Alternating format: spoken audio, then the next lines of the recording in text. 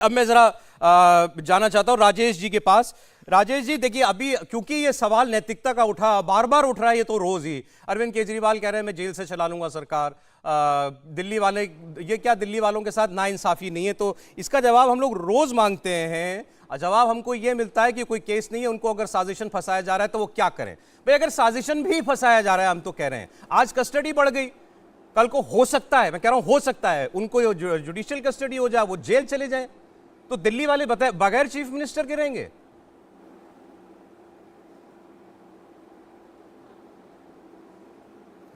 देखिए, बड़े मजेदार बात है कि नैतिकता की बात वो लोग कह रहे हैं जिन्होंने नैतिकता लगभग शून्य कर दी है देश के अंदर। बार बार आपने कहा कि आप हमसे सवाल पूछते हो, दुखी सी बात का कि इनसे ये नहीं पूछा जा रहा कि इलेक्टोरल बॉन्ड का पैसा इन्होंने उन लोगों से कैसे लिया जिन लोगों पे इन्होंने छापे मारे, उनसे हफ्ता वसूली करी, उन्हीं से पैसे ले लिए। रेड्डी साहब को ये छापा मारते हैं, 5 करोड़ रुपए उनसे ले लेते हैं। उसके बाद में ईडी जब वो बेल की बात करते हैं तो ईडी उसके ऊपर कोई ऑब्जेक्शन नहीं लगाती, उनको बेल मिलती है। उसके बाद में वो 55 करोड़ रुपए और उठा के बीजेपी को दे देते हैं, कोई सवाल नहीं।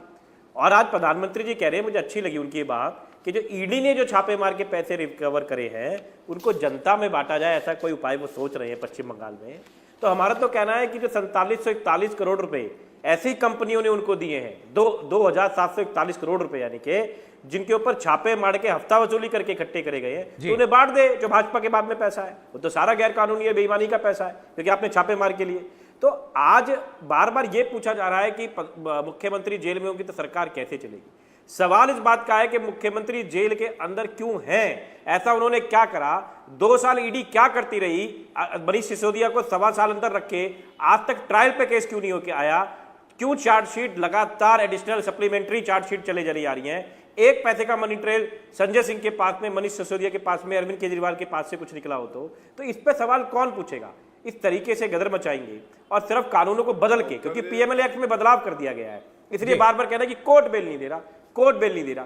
कोर्ट बहुत ही चुनिंदा केसों में बेल दे पाता है ऐसे केसेस के अंदर, क्योंकि इन्होंने इस तरीके से कर दिया है कि जो अपने आप को बेगुनाह घोषित करो उसमें समय लगेगा, और बस उसी का ये फायदा उठा रहे हैं। और टीवी के आप पे बार बार कहते हैं कि ये चाहते हैं समय लगेगा, ये जानते हैं दिल्ली में समय लगेगा, लेकिन अरविंद केजरीवाल इस्तीफा नहीं देंगे। मैं ये कह रहा हूं, अच्छा राजेश जी, मैं ये कह रहा हूं, कोई ये थोड़ी कह रहा है कि भाई दिल्ली में आम आदमी पार्टी की सरकार हटा दो।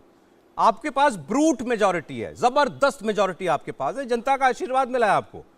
यह कहा जा रहा है कि भाई अरविंद केजरीवाल किसी और को नामित कर देना मुख्यमंत्री, किसी को और को बना दें, जिस पर उनको भरोसा उसको बना दें, आप ही की सरकार रहेगी। इसमें क्या दिक्कत है?